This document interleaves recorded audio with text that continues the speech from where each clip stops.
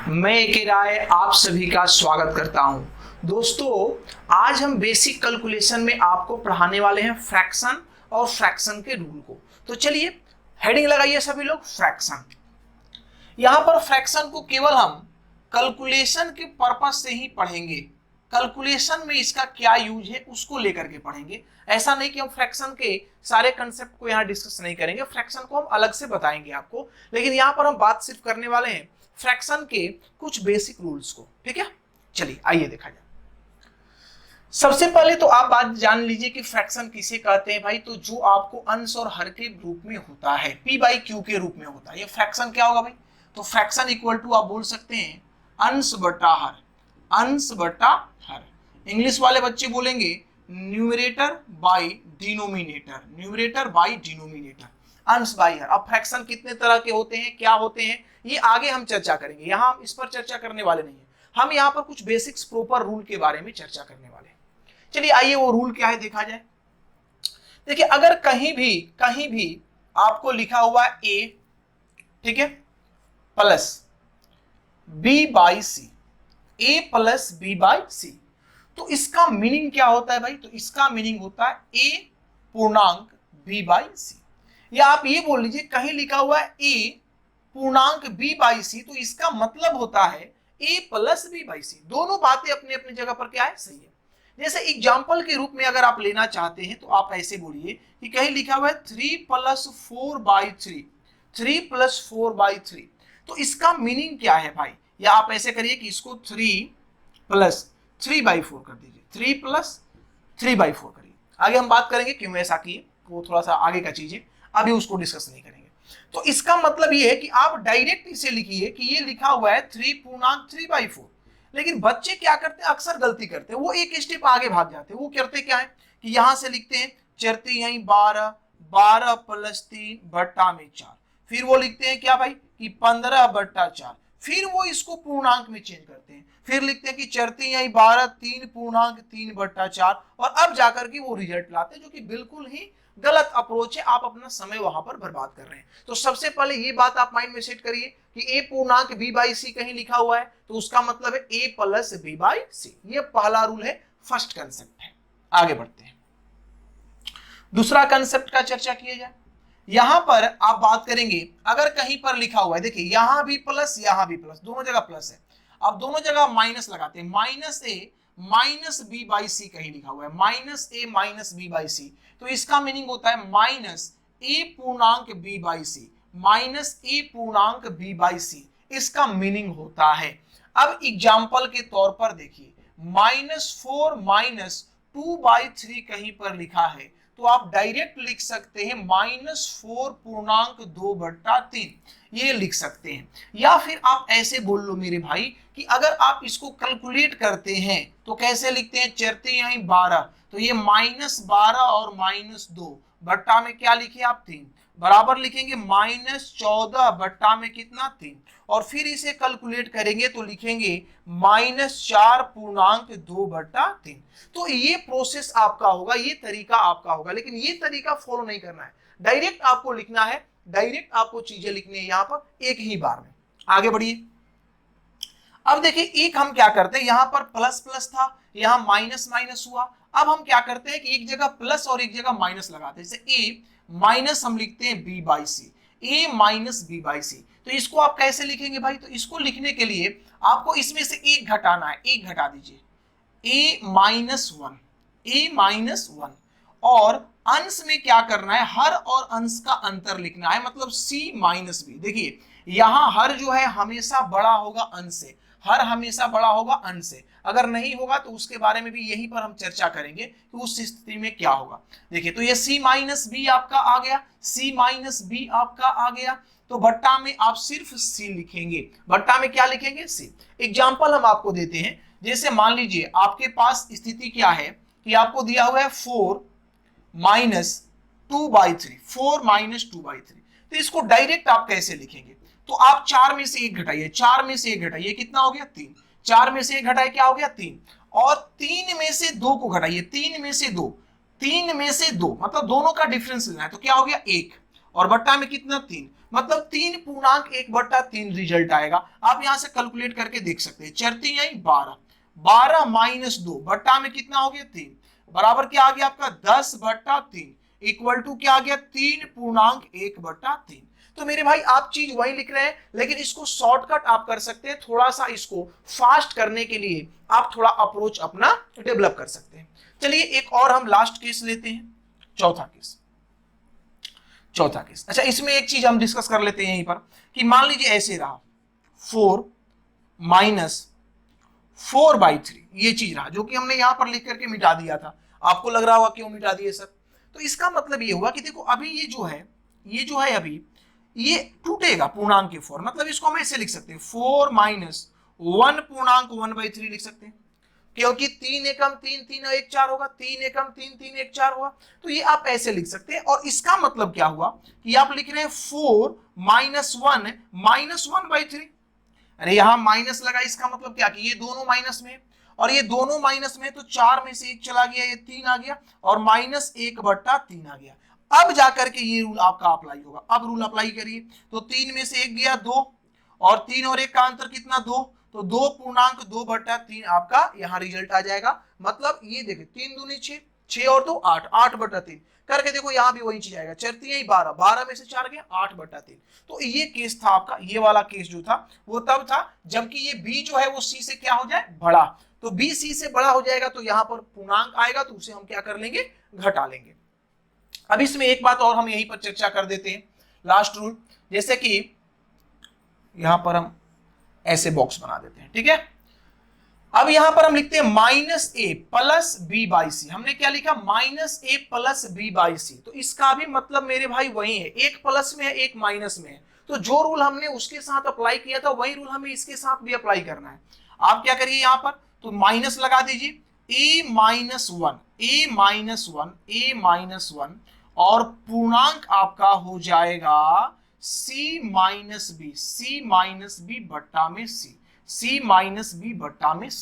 जैसे एग्जांपल लीजिए, आप है -3 प्लस 2/3 आप लिख रहे हैं, तो इसका मतलब है आपको डायरेक्ट करना है, -3 में से 1 घटा दो तो क्या हो गया -2, और पूर्णांक 3 में से 2 घटाइए 1 बट्टा कितना आ गया 3, -2.1/3 इसका वैल्यू हो जाएगा।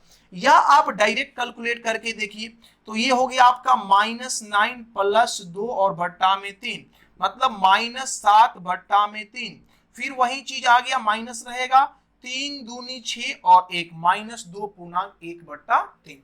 तो आपको फोकस कहां पर करना है, चीजों को कहां पर समझना है, आपको बातें समझ में आएगी कि सर आखिर ये क्यों बता रहे हैं। इसका यूज है, बहुत बड़ा यूज है। आप जब एवरेज चैप्टर पढ़ेंगे मेरे भाई, तो अक्सर इसका यूज पड़ेगा, क्योंकि बड़े बड़े डाटा वहां पर रहेंगे। आप सपोज करिए कि मान लीजिए आपको आ गया 93 ऐसे आ गया। अब इस पूर्णांक को डेसिमल में चेंज करना है और आप गुना कर रहे हैं, तो क्या स्थिति आपकी होगी अगर इसको आप गुना करके इस प्रकार से कैलकुलेट कर रहे हैं, जैसे ये 4 3 12 3 15 आप करके कैलकुलेट करते हैं। अगर ऐसे कैलकुलेट करेंगे तो आपका सिचुएशन क्या होगा, आप समझ सकते हैं, बहुत ज्यादा समय बर्बाद होगा। तो वो चीजें आपको नहीं करनी है, जो हम सिखा रहे हैं वो चीज करना है। तो आपको याद क्या करना है, तो ये पहला पॉइंट याद करना है कि भाई अगर मेरे कहीं पर a प्लस b/c लिखा है, इसका मतलब a पूर्णांक b/c, या a पूर्णांक b/c लिखा है तो a प्लस b/c। पहला बात हो गया। दूसरा बात ये आपका रहा कि -a माइनस b/c आपको लिखा हुआ है, तो इसका मतलब है -a पूर्णांक b/c। तीसरा पॉइंट आपका ये रहा, ये आपका तीसरा पॉइंट है कि अगर एक प्लस और एक माइनस में है तो हम a में से 1 घटा देंगे, b और c के डिफरेंस को अंश में लिखेंगे, और c में फिर हर में हर को लिख देंगे। और फिर आपका ये चौथा कंसेप्ट ये रहा आपका, ये ठीक है, ये आपका चौथा कंसेप्ट रहा कि -a प्लस b/c रहे तो फिर a में से 1 घटा देना है, c माइनस b/c आपको डाल देना है। तो ये कंसेप्ट रहा आपको फ्रैक्शन का। अब इसका यूज हम कैसे करेंगे, कैसे नहीं करेंगे, इस पर हम चर्चा करते हैं। तो चलिए कुछ एग्जांपल्स लेते हैं और उसे फटाफट सॉल्व करने का प्रयास करते हैं। चलिए अब कुछ एग्जांपल्स लेते हैं और हम देखते हैं कि इसको हम कैसे अप्लाई करेंगे। जैसे मान लीजिए एक छोटा सा क्वेश्चन हम आपको दे रहे हैं, कि 3 पूर्णांक 1/2 प्लस 4 पूर्णांक 2/3 प्लस 6 पूर्णांक 1/4 इजकल टू व्हाट। इसको एकदम फास्ट जोड़ना है, फास्ट जोड़ना है। तो देखिए आप सभी क्या करते हैं, आप लोग गलती क्या करते हैं, आप लोग गलती ये करते हैं कि आप इसको ऐसे जोड़ते हैं, ठीक है, जैसे आप जोड़ते हैं वो भी हम करेंगे और फिर हम अपना रूल भी आपको सिखाएंगे। आप करते हैं 3 दूनी 6 और 6 1 7, आप लिखते हैं 7/2, फिर लिखते हैं चरती यही 12 12 2 14/3, फिर आप लिखते हैं 6 चौका 24 24 1 25/4, ऐसे लिखते हैं। फिर आप क्या करते हैं भाई, तो फिर आप एलसीएम लेते हैं इसका। तो एलसीएम क्या हुआ, तो चरती या 4 और 3, तो देखो 2 3 4 का एलसीएम कितना हो जाएगा 12। तो आप 2 से भाग देते हैं, 2 से भाग देते हैं 6, तो लिखते हैं 7 गुने 6 प्लस 3 से भाग देते हैं कितना हो गया 4, तो लिखते हैं 14 गुने 4 प्लस 4 से भाग देते हैं 3, तो लिखते हैं 25 गुने 3। तो यहां पर क्या आ गया 7 छक 42 42 प्लस 14 चौका 56 56 प्लस 25 3 कितना हो गया 75 और बट्टा में कितना हो गया आपका 12। अब इसे आप ऐड करते हैं, इसे आप ऐड करते हैं, तो ऐड करके क्या लाएंगे भाई, तो देखिए यहां से 5 और 6 11 11 और 2 13 की 3 कैरी कितना हो गया 1। अब देखिए 7 और 5 12 12 और 4 16 16 एक कितना हो गया 17 बटा में 12। अब इसे आप पूर्णांक में तोड़ते हैं, तो लिखते हैं 12 एकम 12 12 एकम 12। अब कितना बच गया, तो 5 53, तो भरचौक 48 भरचौक 48 और बचा क्या 5, तो 14.5/12 आपका आंसर आता है। और इसी प्रकार से आप क्वेश्चन को कैलकुलेट करते हैं। लेकिन मेरे भाई ये बिल्कुल ही गलत तरीका है, आपको ऐसे नहीं करना है, बहुत ज्यादा समय आप बर्बाद कर रहे हैं। आपको फटाफट क्या करना है, हम एक बार लंबा करके बताएंगे और फिर इसी चीज को शॉर्ट करके बताएंगे। देखिए हमने सिखाया कि अगर कहीं भी ये लिखा है तो इसका मतलब होता है कि 3 + 1/2। अगर इस प्रकार से लिखा है तो इसका मतलब होता है 4 + 2/3, और अगर इस प्रकार से लिखा है तो इसका मतलब है 6 + 1/4। ये इसका मीनिंग होता है। अब डायरेक्ट आप चीजों को लिखिए, डायरेक्ट कि 6 4 10 3 13, ये तो डायरेक्ट 13 आ गया भाई प्लस। अब यहां पर क्या करिए कि 4 3 2 का एलसीएम लीजिए, कितना हो गया आपका 12, ठीक है। अब यहां से करिए तो 2 से तो 6 बार में, और 3 से 4 तो 4 दूनी 8 और 4 3 12, तो यहां आ गया 13 प्लस, अब जोड़िए तो 8 3 17 17 बटा क्या हो गया 12। तो मेरे भाई आपका क्या आ गया 13 प्लस 1 पूर्णांक ये कितना आ जाएगा 5/12, तो 13 1 14 14.5/12 डायरेक्टली आ गया आपका आंसर। लेकिन ऐसे भी नहीं करना है, आपको कैलकुलेट कैसे करना है, पेपर में फास्ट कैसे काम करना है, इस पर हमको चर्चा करना है। तो जैसे ही आप क्वेश्चन को देखें, जैसे ही आप क्वेश्चन को देखें सीधा समझिए कि ये तो प्लस में है, तो मेरे भाई 3 4 7 7 6 13, तो सीधा यहां लिखेंगे हम 13, ये मेरा 13 आ गया, ठीक है। अब बात करते हैं पूर्णांक का। अब सीधा 4 3 और 2 का एलसीएम कितना हो गया 12, एलसीएम कितना हो गया 12। अब यहां 2 से भाग देंगे तो कितना आ जाएगा 6, मेरे पास 6 है। 3 से भाग देंगे तो 4 4 दूनी 8, तो 8 6 14 14 हो गया। 4 से भाग देंगे 4 3 12 14 3 17, ये 17 आ गया। लेकिन ये पूर्णांक में तोड़ना पड़ेगा इसको अभी, तो यहां पर आप लिख सकते हैं 13 में 1, देखिए एक बार में जाएगा, तो 13 1 14 और ये 12 एकम 12 12 5 17, तो 5/12। डायरेक्ट आप मौखिक इसका आंसर दे सकते हैं, लेकिन तब दे सकते हैं जब आपको ये कंसेप्ट पता हो। तो चलिए एक दो क्वेश्चन और लेते हैं, 2 क्वेश्चन हम कराएंगे, 2 क्वेश्चन में ये सारे कंसेप्ट आपके क्लियर हो जाएंगे। तो चलिए अगला क्वेश्चन लेते हैं, अगला एग्जांपल लेते हैं। जैसे मान लीजिए आपको क्वेश्चन दिया गया है कि 3.1/4 minus 5.2/3 plus 7.1/2 minus 2.3/4 equal to what, इसका वैल्यू क्या होगा। तो चलिए हम आपके तरीके से क्वेश्चन को सॉल्व नहीं करेंगे, हम खुद अपने तरीके से सॉल्व करते हैं, और इसको आप सीखिए कि आपको डायरेक्ट क्या करना। हम एक स्टेप बढ़ाकर एक स्टेप ज्यादा लेकर करेंगे कि चीजें आप समझ पाए। देखिए यहां पर आपको प्लस है तो आप लिख सकते हैं 3 + 1/4, यहां माइनस है तो आप लेंगे -5 - 2/3, यहां प्लस है तो +7 और +1/2, स्टार्टिंग में माइनस तो -2 और -3/4। जब स्टार्टिंग में प्लस आ गया तो ये दोनों प्लस में है, जब माइनस आया तो दोनों माइनस में, ये बात आपको माइंड में रखनी है। अब देखिए यहां से क्या हो रहा है भाई, तो यहां पर आपका प्लस में क्या है, प्लस में, तो देखिए यहां पर +7 और -5 और -2 कैंसिल हो गया। अरे 7 प्लस में और -2 -5 -7, तो +7 -7 कैंसिल होगा। फाइनली आपका बचा कितना, 3 बच गया। चलिए अब 4 3 2 4 का एलसीएम कितना होगा मेरे भाई, 12 हो जाएगा। अब यहाँ 4 से भाग दीजिए तो चरती यही 12, 3 हो गया। अब यहां से भाग दीजिए, 3 चौका 12, 4 दूनी 8 हो गया। अब यहां से भाग दीजिए 2 से, तो मेरे भाई ये आपका 6 हो गया, और यहां 4 से भाग दीजिए तो ये आपका 9 हो गया। अब यहां भी आप देख लीजिए, +6 और 3 9 और -9 खत्म हो गया। अब आपका बच क्या गया, तो 3 -8/12, और इसे भी आप तोड़ सकते हैं, 4 दूनी 8 और चरती आई 12, तो फाइनली आया 3 -2/3, 3 -2/3। आप डायरेक्ट इसको लिख सकते हैं, 3 में से 1 घटाइए कितना हो गया, 2, 3 में से 1 घटाइए कितना हो गया, 2, और यहां पर आप लिखिए 3 और 2 का अंतर कितना, 1, 3 और 2 का अंतर कितना, 1, और बट्टा में कितना आ जाएगा, 3, मतलब 2.1/3 इसका क्या होगा, आंसर। मतलब इस क्वेश्चन में सारे रूल हमने अप्लाई कर लिए, जो 4 रूल हमने आपको बताया था, तो चारों का चारों रूल इसमें अप्लाई हो गया। तो इस प्रकार से जब आप फ्रैक्शन के मतलब एडिशन और सब्ट्रैक्शन के क्वेश्चंस जब आप सॉल्व करेंगे, तो उस क्वेश्चंस में ये अप्रोच आपको लगाना होगा। चलिए अब इसी क्वेश्चन को हम फास्ट सॉल्व करके दिखाते हैं कि आपको कैसे अप्रोच लगाना है। देखिए यहां देखिए -5 -2 -7, ठीक है, और ये +7 कैंसिल हो गया। यहां बच गया आपका 3, तो आप सीधा लिखिएगा 3, ठीक है। अब आप यहां पर आराम से प्लस लिखिए, कोई दिक्कत नहीं, आप आराम से प्लस लिखिए, बाद में पता चल जाएगा कि प्लस हुआ कि माइनस। 4 3 2 4 का एलसीएम हो गया 4।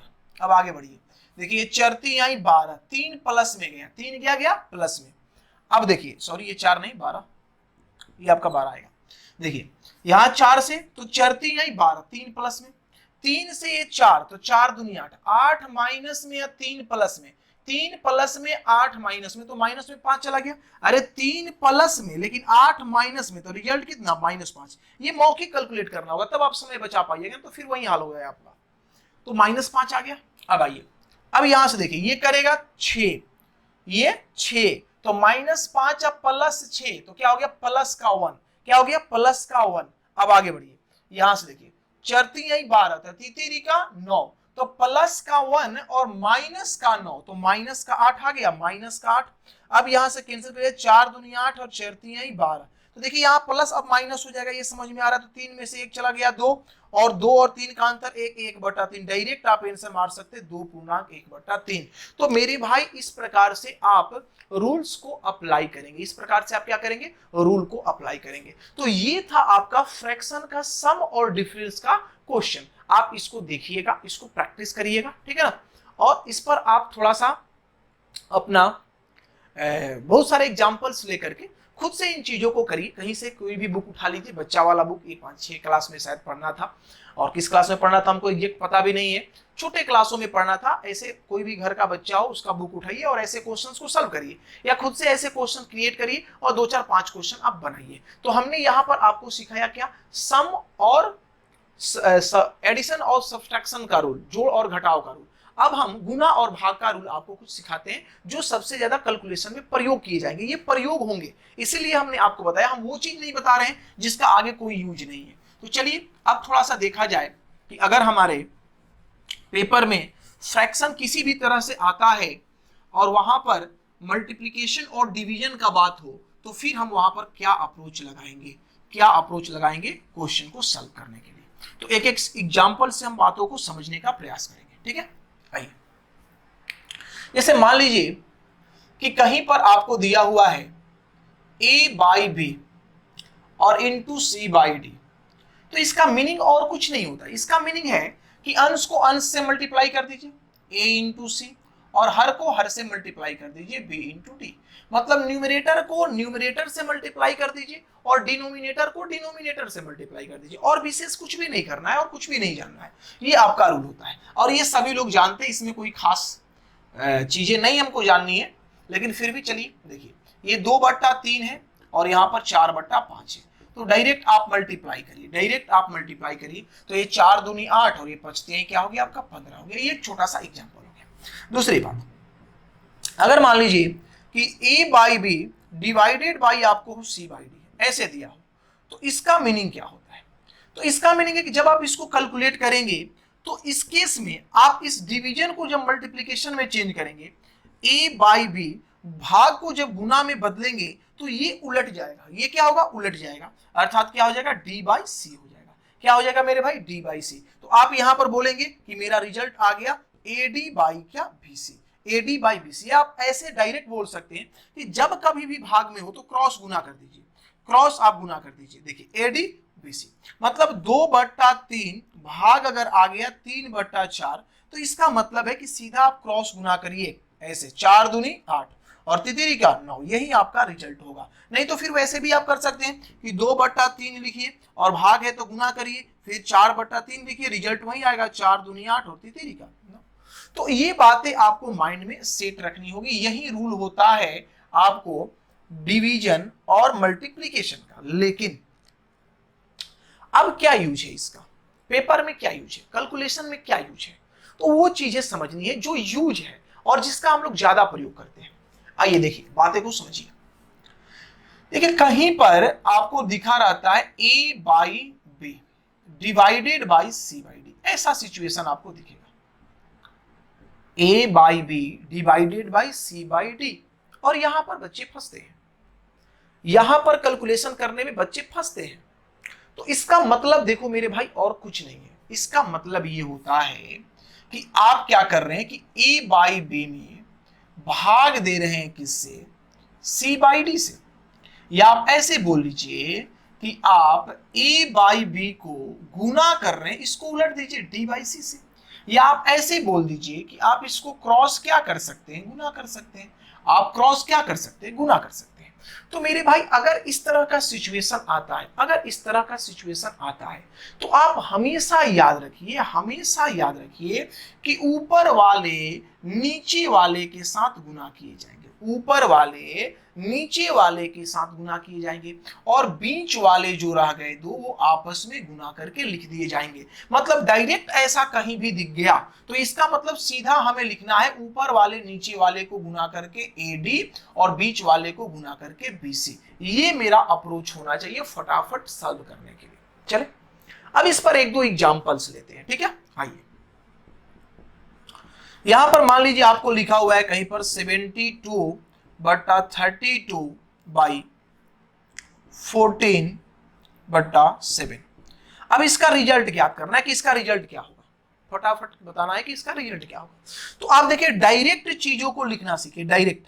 यहां बोलिए कि ऊपर वाला नीचे वाले से मल्टीप्लाई होगा तो बिल्कुल होगा जी, तो हम लिखेंगे 72 × 7 और बीच वाला बीच वाले से मल्टीप्लाई होगा तो क्या होगा 32 इंटू क्या हो जाएगा 14।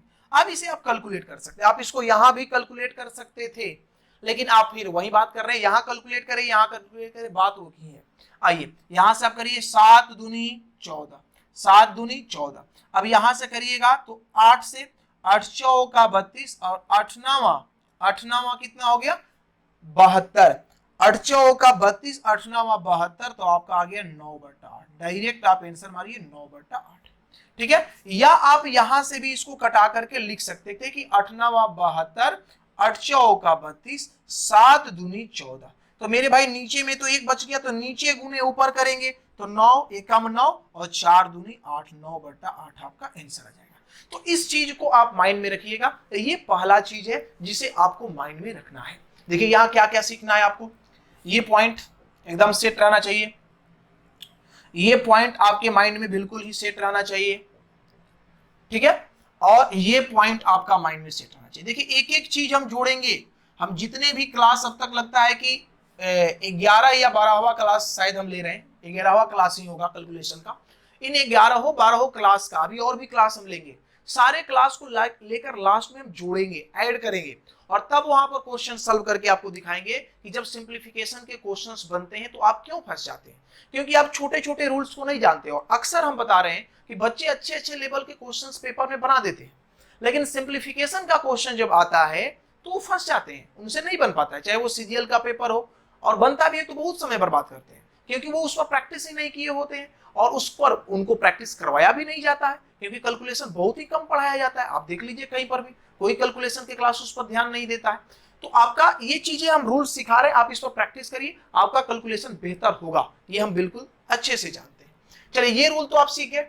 इसी से मिला जुला, मिलता जुलता एक रूल और हम आपको बताते हैं।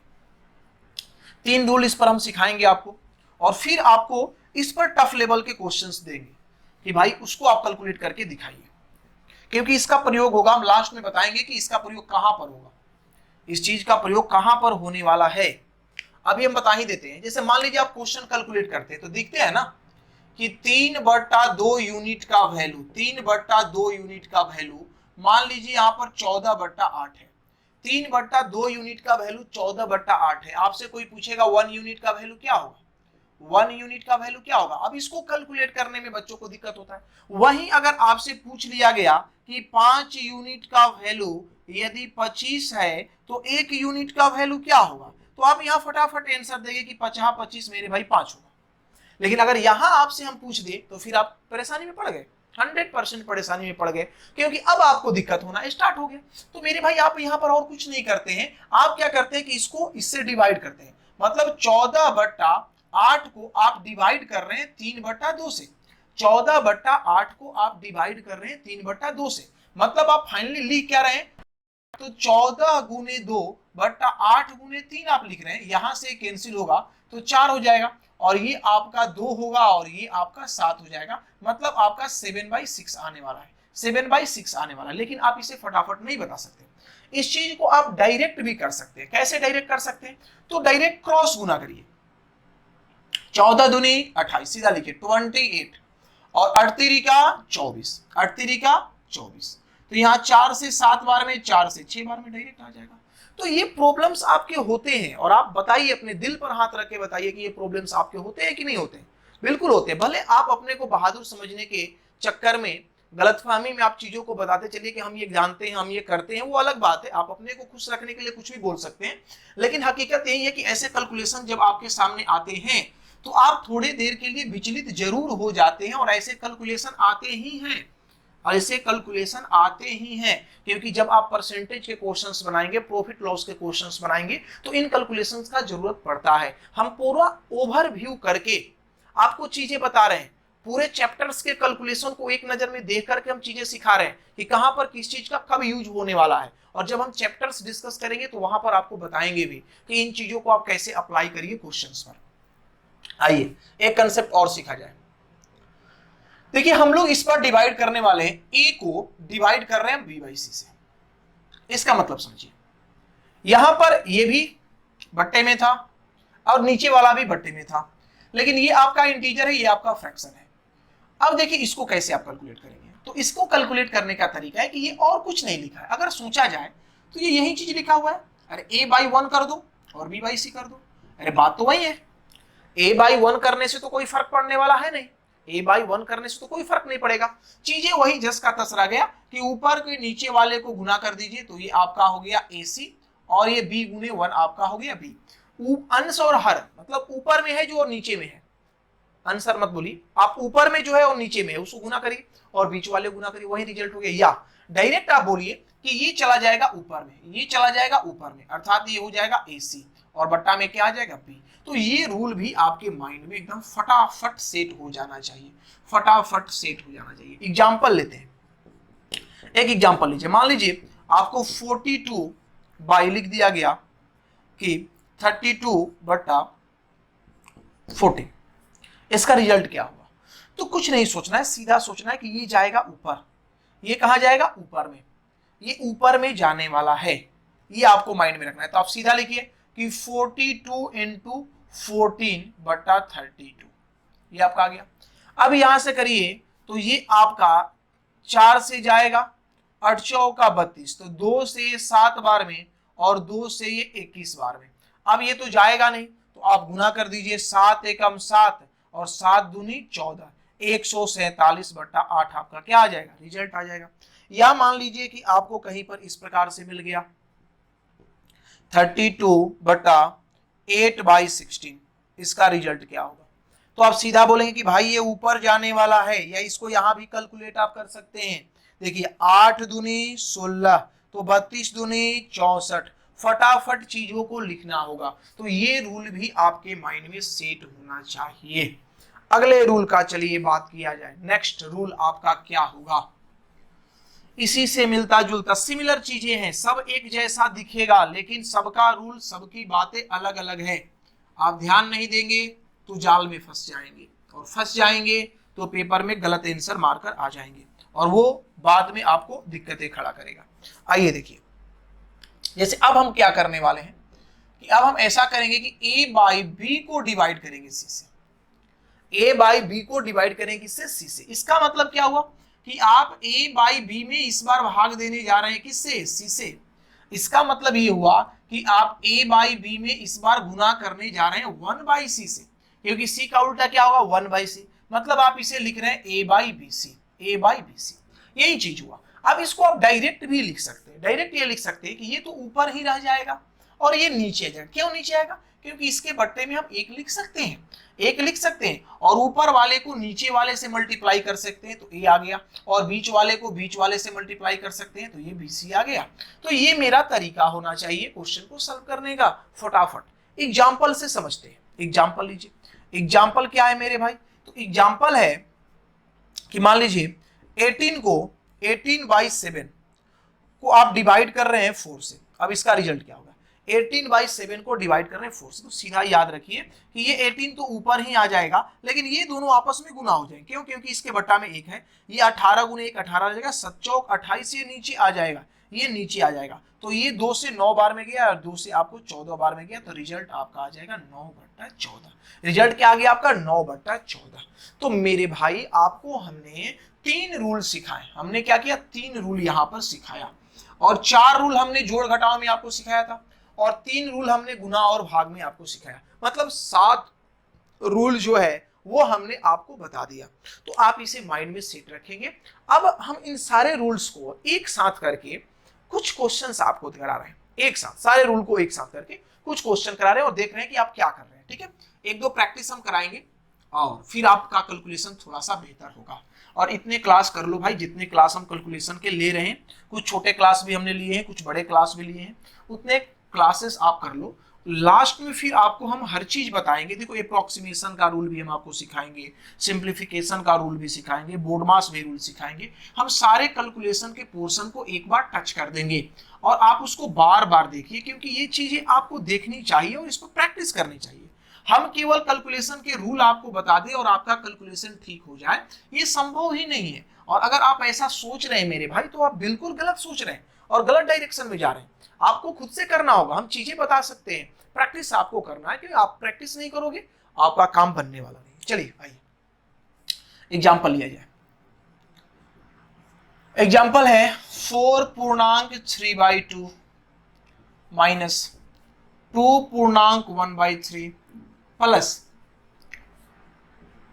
42/7/6 इंटू 3/4। इसका वैल्यू क्या होगा, इसका वैल्यू क्या होगा। हमने कुछ कुछ चीजें इसमें डाली है, अब इसको कैलकुलेट करना है। तो कैलकुलेट करना है तो भी बोर्ड मास तो हम बाद में बताएंगे। भी बोर्ड मास क्या है भाई, वो तो आगे चल के हम बताएंगे ही, लेकिन आप इतना जान जाइए, वहां डिप में हम बताएंगे, लेकिन आप पहले ही जान जाइए कि सबसे पहले V B O D M A S, भी बोर्ड मास। इसको अभी साइलेंट रखिए, क्योंकि इसके बारे में आपको वहीं समझ में आएगा कि ये भी क्या है। भी का मतलब होता है ब्रैकेट। सबसे पहले आप ब्रैकेट का काम करेंगे, ठीक है, छोटा ब्रैकेट, फिर ये मंझोला ब्रैकेट, और फिर ये बड़ा ब्रैकेट। इसके पहले आप बार ब्रैकेट का भी काम कर सकते हैं। ये 4 तरह के ब्रैकेट होते हैं, बार ब्रैकेट, छोटा, मंझोला और बड़ा, ठीक है। इसके बाद आप काम किसका करेंगे, ऑफ का, ऑफ का। फिर आप काम किसका करेंगे, डिवीजन का, डिवीजन का। फिर आप काम किसका करेंगे, मल्टीप्लीकेशन का, मल्टीप्लीकेशन का। फिर आप काम किसका करेंगे, तो एडिशन का, जोड़ का, और फिर आप काम किसका करेंगे, सबट्रैक्शन का, घटाव का। ठीक है, तो ये आपके रूल होते हैं भी बोर्ड मास। भी क्या है ये आगे चल के चर्चा हम करेंगे, अलग से भी बोर्ड मास हम आपको पढ़ाएंगे। तो देखिए यहां पर तो सबसे पहले आपको माइंड में यही सेट करना है कि ब्रैकेट है नहीं, ऑफ नहीं है, डिवीजन है नहीं, तो मल्टीप्लीकेशन का काम हम पहले करेंगे और फिर जोड़ घटाव का काम हम करेंगे। ठीक है, तो आइए पहले चर्चा करते हैं यहाँ पर। ठीक है, पहले इसको तोड़ ताड़ के छोटा करना। अब इसको तोड़ना है, बच्चे यहीं पर कंफ्यूज कर जाते हैं, भाई करे तो क्या करे। तो आपको हमने रूल सिखाया कि ये कुछ नहीं है भाई, इसके बट्टा में आप एक लगा दीजिए, इसके बट्टे में आप एक लगा दीजिए, और इसे आप गुना कर रहे हैं, ऊपर वाले को ऊपर वाले से, ऊपर वाले नीचे वाले को गुना करेंगे, बीच वाले को यहाँ गुना करेंगे। तो देखिए ये आपका चला जाएगा ऊपर, ये आपका चला जाएगा कहाँ पर, ऊपर। तो यहाँ पर आपका हो गया 42, और ये 7 से 6 बार में जाएगा, तो जाएगा कितना हो गया 36। 36 मतलब ये आ गया 36 इंटू 3/4, ये आ रहा है। अब यहां से आप करेंगे तो ये कितना हो जाएगा 9, 29 या 27, मतलब ये और कुछ नहीं लिखा था, 27 लिखा हुआ था। बस आपको इतना समझना था कि ये 27 लिखा हुआ था। अब ये 27 हो गया, 27 और 4, 27 और 4 31, 31 में से 2 घटा दीजिए 29 आ गया, 31 में से 2 घटा दीजिए 21 आपका आ गया। अब देखिए यहां पर बात को समझिएगा, 2 और 3, 2 और 3 आप प्लस लगा दीजिए, 2 और 3 का एलसीएम कितना हो गया 6, 2 3 का एलसीएम कितना हो गया 6। अब 2 से डिवाइड करिए तो 3 बार में, तो 3 का 9, ये आपका हो गया 9। अब यहां से आप 3 से डिवाइड करें, 3 दूनी 6, तो माइनस कितना हो गया आपका 2, तो ये आ गया 29 प्लस 7/6, या यहाँ 1 पूर्णांक 1 जाएगा, तो 29 प्लस 1/6 इक्वल टू 30 पूर्णांक 1/6 आप आंसर लिख सकते हैं। मेरे भाई इस प्रकार से आप कैलकुलेट करेंगे, लेकिन आप समय बहुत ज्यादा बर्बाद किए। समय को बचाने का तरीका हम फिर एक बार आपको फटाफट बता रहे हैं। देखिए ये क्वेश्चन देखते देखते क्लियर होना चाहिए था आपको, ये तो लिखने का जरूरत ही नहीं है, आप जानते हैं कि ये ऊपर जाएगा। तो 7 42, 6 का 36, ठीक है, 36 गुने 3/4, तो 36 को 4 से डिवाइड करेंगे, 9 9 27, यहाँ 27 मेरा आ गया था, 27 मेरा आ गया था। अब 4 में से 2 घटेगा तो क्या होगा 2, तो 27 और 2 क्या हो जाएगा 29। यहाँ पर आप पूर्णांक लगा दीजिए, 3 2 का एलसीएम क्या हो जाएगा 6, 3 2 का एलसीएम क्या हो जाएगा 6। अब यहाँ से तितरी का 9, तितरी का क्या हो गया 9। अब यहाँ से 3 दूनी 6 में 9 में से 2 गया, तो ये कितना हो गया 7, तो यहाँ डायरेक्ट आप लिखेंगे 30 पूर्णांक 1/6। तो मेरे भाई इस प्रकार से आप क्वेश्चन को सॉल्व करेंगे, और इन डाटों का प्रयोग आगे चल के पेपर में होगा। जैसे आप प्रतिशत का क्वेश्चन बनाते हैं, परसेंटेज का क्वेश्चन, तो देखते हैं आ जाता है कि एक व्यक्ति 9 रुपए में 20 कलम खरीदता है, आता है ना, एक व्यक्ति 9 रुपए में 20 कलम खरीदता है, या 10 रुपए में 50 कलम खरीदता है। तो ऐसा जैसे ही बात आता है तो आप लिखते हैं कि 100% का वैल्यू मेरे हो गया, धन को रखेंगे ऊपर, धन को रखेंगे ऊपर, वस्तु को लाएंगे नीचे। ये क्या चीज है बाद में पता चलेगा, अभी बस समझना है केवल। धन को रखेंगे ऊपर, तो 10 रुपए में कह रहा है कि 48 वस्तु, 10 रुपए में 48 का मतलब 10/48। तो अब देखिए 100% का वैल्यू इतना आ गया। अब आपको मान लीजिए निकालना है 120% का वैल्यू क्या होगा, तो यहाँ तो कैलकुलेशन ऐसा करना पड़ रहा है कि नहीं करना पड़ रहा है।